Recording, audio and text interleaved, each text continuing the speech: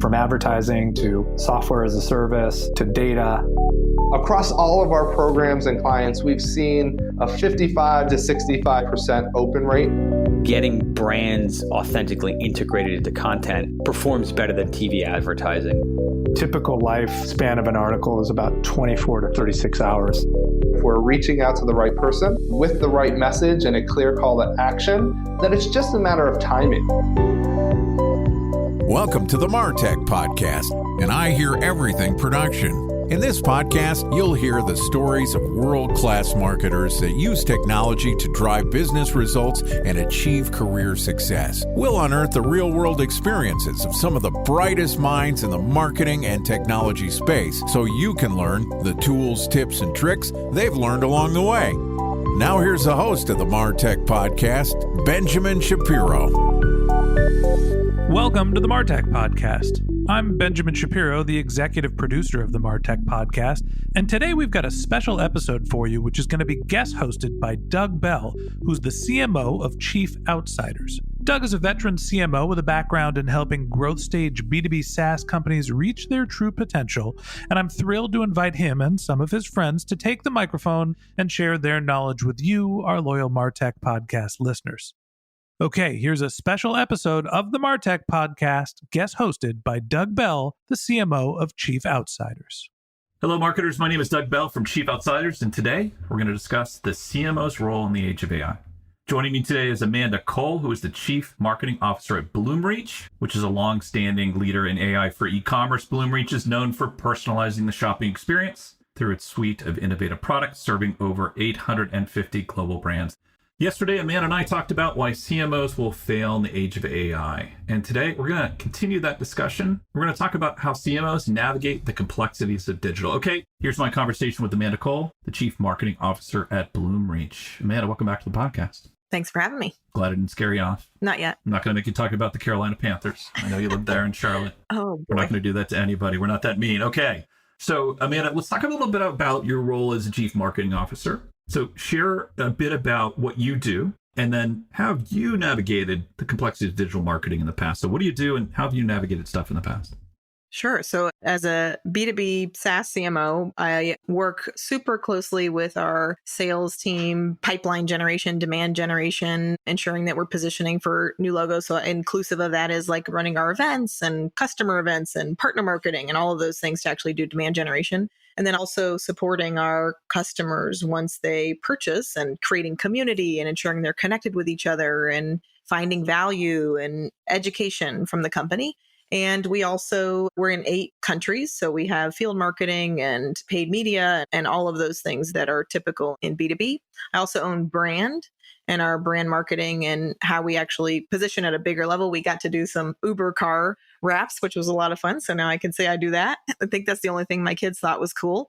So the whole gamut, working very closely with our internal teams end to end, and also developing and owning our go-to-market strategy. So our product marketing function defines who our customers, our ideal personas are. And we do a ton of interviews. We talked about on our last episode, win-loss, and that's a huge source of intelligence for us on our customers and the market in general. And then we feed that intelligence into the rest of the company. And sometimes they listen to us, sometimes they don't. You talked a little bit about supporting customers. If you are at a board call and your ARR number is great, but your NRR number is not, are you okay? No, and nor should we be. If we're keeping customers but not growing customers, that's as much of a marketing problem as anything else. True SaaS CMO, everybody. All right. So how is the landscape for digital marketing evolved over the years in your experience? And what are some of the transformations you've observed?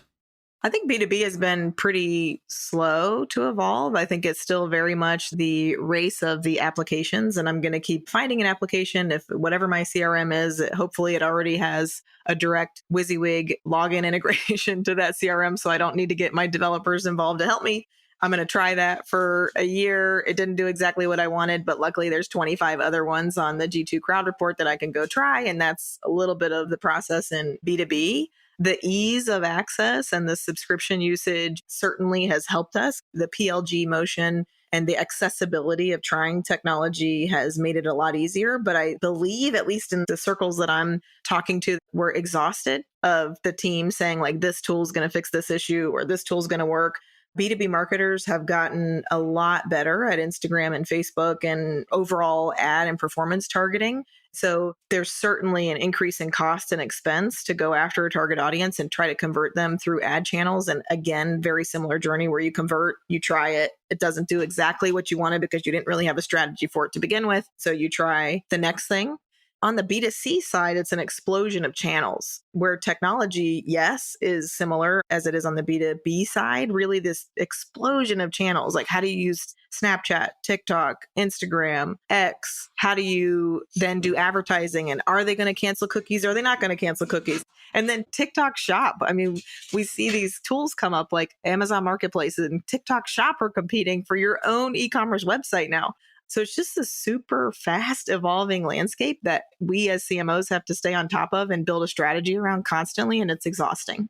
It's a lot, and you're bridging between B2B to B2C. Most of us are lucky enough not just to need to concentrate on one area over the other. That's a lot to handle. So I want to sort of understand a couple other things here as well. The first is, and I'm going to ask you for surprises. I'm going to ask you for surprises on the B2B side and the B2C. This is not, I expected a Tesla under the tree type surprise. Things that sort of occurred over the last several years, you're like, I did not expect that. So let's start with B2B. What were some of the digital, let's say, channels that popped up for you that surprised you? Or was it feeling pretty steady for the last few years? It has felt pretty steady, but I will say I am surprised at the number of B2B companies that have done a good job picking up Instagram ads. B2B has been a lot slower and maybe that's not a technology or digital landscape answer. And it is the much newer technology companies. So it is these more Gen AI, these younger, maybe it's something tied to the innovation or maybe the age of the founders. I'm not entirely sure, but they, even in the last year, have done a much better job adopting and implementing Instagram ads than I think we've historically seen in B2B. And in B2B, it's definitely been the marketplaces. I think we're seeing an explosion of these digital marketplaces like TikTok Shop that are creating entirely new checkout experiences for consumers in the world that they live in. And it's moving more and more and more towards intersecting the consumer where they are without requiring them to leave the platform. And I think we'll continue to see that just grow tremendously. I can see how on-platform sales like TikTok would drive a lot of very virtuous behavior for B2B marketers. I mean, thinking again about the unit economics there, I'm sure it's much faster, much easier to predict, and lower cost. And then you mentioned Instagram. I am surprised. I agree. I feel like I see quite a bit of good, competent B2B advertising, brand awareness advertising, all the way through to some degree to problem capture happening on Instagram and Facebook. On some level, I've got to believe it's just still so much cheaper to interact with your audiences on Facebook and their properties, which is probably why we're seeing people more active there.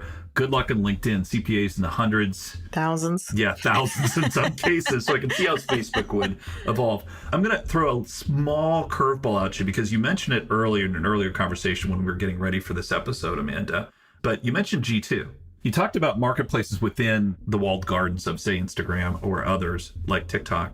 I'm curious, what's your experience with G2? Have you seen anything that has surprised you in terms of the amount of engagement you're getting from the platform? Are you seeing it being more active? Has anything changed there? And I ask this because I'm hearing this a lot from other CMOs. G2 is really popping up on their radar more than it has in the past.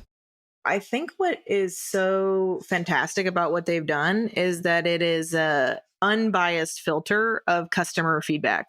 I'll just say the traditional analyst processes have a very clear process and it's well documented and defined, and you understand what the technology capabilities are and how they compare to each other from a feature perspective. But what G2 captures is this sentiment, this like, how much do customers actually like using or interacting or engaging with this technology? And that's a really big deal because when you think about, yes, it's got features and it fits a specific need, but if the technology isn't easy enough or fun enough to adopt, then when the person that brought it in leaves, what the hell am I going to do? Because if it's not fun to use and the advocate is gone, how am I going to convince anybody else to use this? And then what I'm looking at is, yes, a rip and replace and start over with a credit card and a PLG motion from an Instagram ad. I have to say, it feels like you have either the luxury or the great pain of having different product motions with your organization, with your company. It feels like there's some PLG in there that you're managing. It feels like you've got traditional enterprise sales cycles that are happening, maybe some of the SMB and mid markets. So you are somebody who's got to be pretty expert in understanding how to manage digital across those channels. Is any one area, PLG versus, say, classic B2C versus B2B, is any one area more difficult? And is there one area for you that you would point to as saying, sort of scary what's going to happen next? Yeah, I mean, they're all their own level of difficult for sure. I think the key to either is speed to action. And obviously, when you're automating on the PLG side from a purely technology perspective, speed to action is easier because you're not waiting for some kind of human interaction to occur. But the likelihood of you doing it correctly and building out every workload for every scenario that you possibly could need is where a lot of the limitations are on the PLG side. And the onboarding experience and the training experience and kind of that hand holding isn't there. So the relationship building to keep the customer long term, which we see particularly on the PLG side, when you look at GRR and NRR, even those companies a lot of times struggle because they haven't done a really, really good job with that, keeping the customer, educating them, and building an emotional relationship in which they become invested in the brand. On the enterprise sales side, there's humans involved. So there's all kinds of problems. But again, the goal is the same. What's the fastest I can get someone to communicate with this person who's raising their hand or who's engaging with us as a brand? And how do I create, a really great experience for them? So, Amanda, we have talked a bit today and a little bit on our episode yesterday about how marketing sort of threw an app at everything, right? There's an app for that. And it turned into what I'll call a Frankenstack. You talked about needing to be ruthless, both from a channel evaluation standpoint, but also in terms of the applications you have in your RevTech stack. So with all the choices you have and all the things that are probably in your stack, how do you decide what's right for that stack mix? I mean, I can only speak to this because I've done all the things wrong. And so I'm more telling you the lessons that I've learned than anything else. I love technology and I will be the first one to try any piece of software. We talked about this in the last episode. Be really, really ruthless in the things that you want to try because they're always distractions. They always give a promise, but that promise takes a lot of time and strategy and effort to really unlock. So if you have a problem, if you've identified a genuine problem in your organization, start with trying to solve it with technology. Do not start with a human answer. See if there is technology that solves it first, and be very intentional about what solve looks like. What does winning look like? And how is this technology? What is my strategy for the use of this technology? And how is this technology going to be more than the individual who's implementing it? How does it become something that my team uses and it becomes part of our day-to-day? If that tool can't meet that bar and it's more than $100 a month, probably don't do it. This episode's going to get published early 2024. In fact, it might be the first MarTech episode that somebody's going to listen to in the new year. Oof. So welcome to 2024. I hope it's worth it. Okay, thus my questions. First question is, are you adding or subtracting next year in terms of your tech stack? Both. Both. Okay. Back to the answer before. You're going to be ruthless about what you have, and you're going to lean into technology to select and fill gaps as opposed to people. That's right. Okay. Second question for you is, and we're going to wrap up our episode on this one. How you feel about 2024? Here we are in 2024. Are you in investment and growth mode, or are you still in adjustment mode as the CMO? Absolutely in investment and growth mode. I say every December, obviously we hopefully are into January at this point, but every December I say that next year's our year. And that's what I'm telling my team. Next year's our year. And I believe it. We're going to do everything we can to make that true, but absolutely investment and growth. That is what I do as a CMO, and I hope to continue doing that for a long time. Love having CMOs in the show. We are the best, aren't we, Amanda? We are. Hard to match it, and humble too. Hardest jobs out there. CEOs, you're listening in. We have the hardest jobs out there. All right, fantastic. Really enjoyed the conversation, Amanda. Thanks for joining us. Same. Thanks for having me. Okay, that wraps up this CMO Gossip episode of the MarTech Podcast. Thanks to Amanda Cole from Bloomreach for joining us. If you'd like to get in touch with Amanda, you can find a link to her LinkedIn profile in her show notes. You can also contact her on Twitter, where her handle is @Amanda, GELAM, or visit her company website at bloomreach.com. Okay, that wraps up this episode of the MarTech Podcast. Thanks to our guest host, Doug Bell, the CMO of Chief Outsiders. If you'd like to get in touch with Doug, you could find a link to his LinkedIn profile in our show notes, or you can contact him on Twitter, where his handle is Market Advocate. Or you could just visit his website, which is chiefoutsiders.com. Just one more link in our show notes I'd like to tell you about. If you didn't have a chance to take notes while you were listening to this podcast, head over to martechpod.com, where we have summaries of all of our episodes and contact information for our guests. You can also subscribe to our weekly newsletter, and you can even apply to be the next guest speaker on the MarTech Podcast. Of course, you can always reach out on social media. Our handle is MarTechPod, MarTechPod, on Twitter, Instagram, and Facebook, or you can contact me directly on LinkedIn. My handle is Ben J. Shap, BenJShap.